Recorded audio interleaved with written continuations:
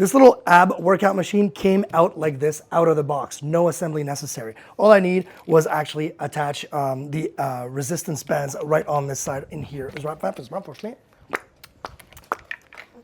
a pretty shitty product because there's, and I will say this thing though. Okay.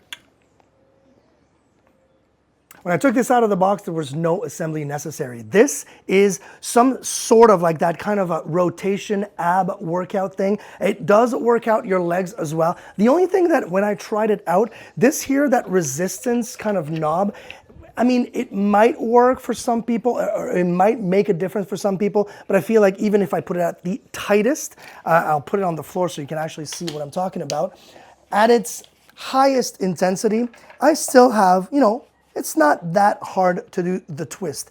But the really cool thing is you have some range of motion. I'm really giving it a bunch of angles here, and it is working out. My hips, the legs, I have my knees just a little bit, bent, and it feels fantastic. And I do feel it in my abs, and even all the way to my lower back as well. And what I love is that you're not just standing there. You can actually do a little bit more of that workout with those resistance band for both your arms. And if you don't want to do the arms, you can just let it go, and you can actually detach it, no problem.